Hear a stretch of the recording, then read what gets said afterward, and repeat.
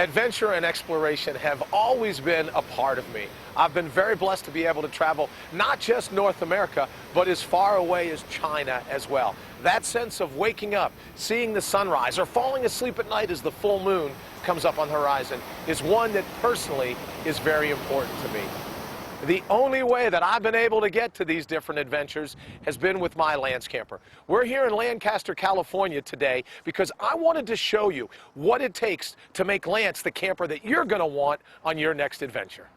Hi, I'm Brian Brody, and I use my Lance camper to explore all over North America. You may have heard that Lance is Alaska tested tough, and I can personally attest to that as well. But what if you're never going to go to Alaska? Does Lance camper have something for you? That's why I like to say, when it comes to my friends that you're going to meet, Nan and Lou, tested tough. Skip and Linda, tested tough. You're not just going to hear my story, you're going to hear from some other people that use Lance camper as their adventure mobile. Join me inside. We've got all kinds of cool things to show you. Doing great. What do you got for me here? We got some safety glasses for you. Okay, cool. Very nice. Thank you. Nice yellow hard hat for you. I like that. Thank you very much. Travel around the shop. Oh, look at that.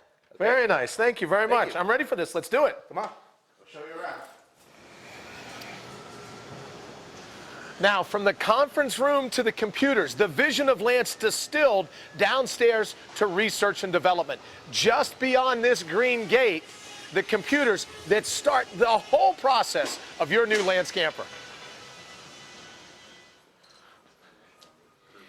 Here in research and development, Les Fowler heads up a team of 6 full-time engineers and 3 technicians. It takes the vision from upstairs in the conference room, downstairs to the computers. Wait till you see all the attention to detail that starts right here at R&D.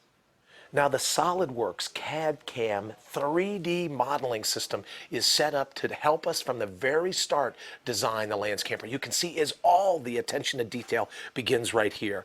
There goes one of the vents, the ladder, the Thule rack system on top.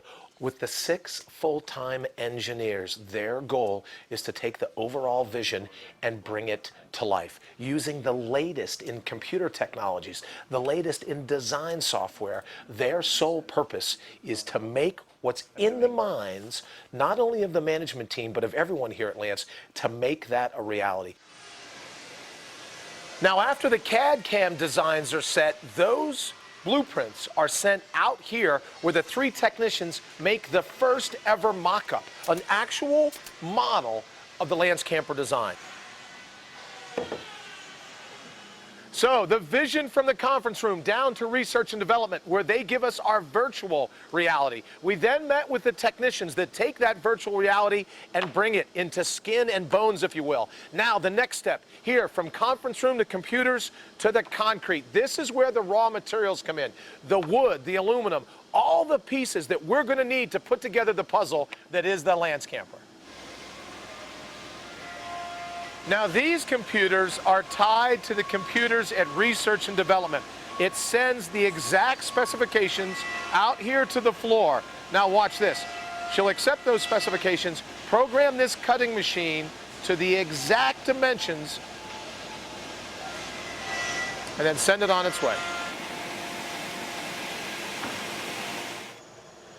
Now, for my money, none of those raw materials as important as this beadboard high-density insulation foam. It's what allows my Lance camper to keep me warm in the winter and cool in the summer. Take a look at this.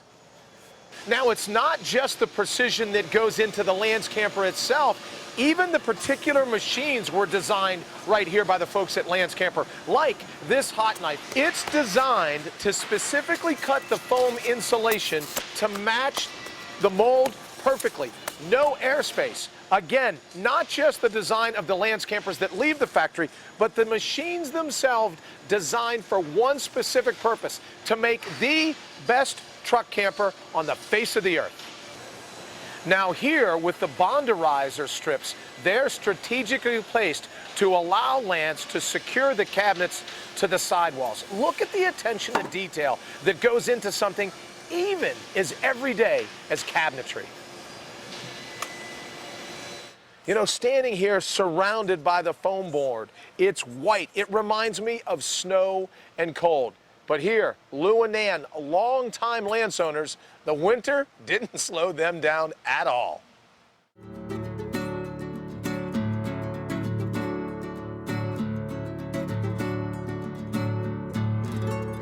Well, basically, we're free to go anywhere we'd like at any time we want, outside of shoveling off the snow off the roof in the winter.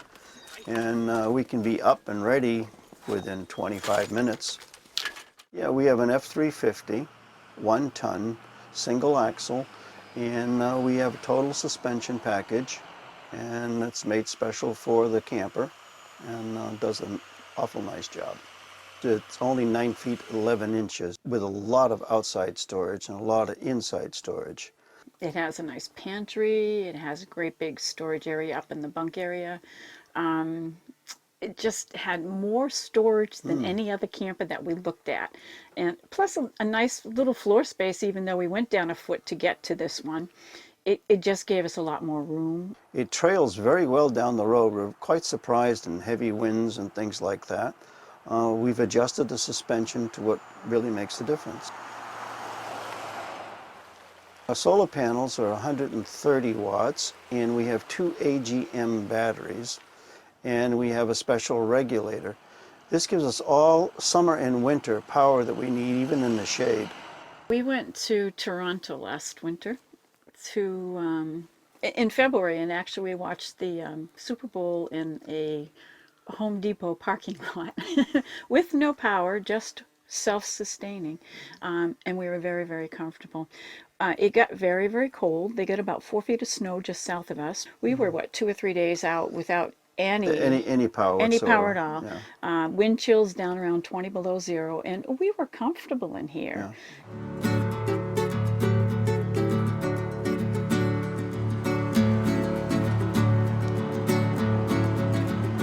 We do travel with other people occasionally, and that's a lot of fun. Yeah. But we do a lot of solo, but we do belong to a club, and we do enjoy that club very much. I think our most fantastic was in 2006. We went to Quebec City for the Winter Carnival, and we were able to stay in this large motel free of charge with electricity plugged in, and we had either breakfast or dinner at this motel. Yeah, but we didn't stay in the hotel. We stayed in the camper. You stayed in the camper, that's correct. In their parking lot. And it was in their parking lot, and they were so unbelievable. Even though as cold as it is, they have the art exhibits. Oh, they yes, set up yeah. little like ice bars, Yeah. so that you could stop at this little outside cafe with there's an ice bar and drink your drink out of a little ice cubed glass. You walk from down the bottom part of Old Port, Quebec City, and you can walk the mazes coming up through. And the sculptures and the people and the cold, and we watch them go across the river in their boats, especially made kayaks and boats. And we watch the race, and we're right there at almost minus 20.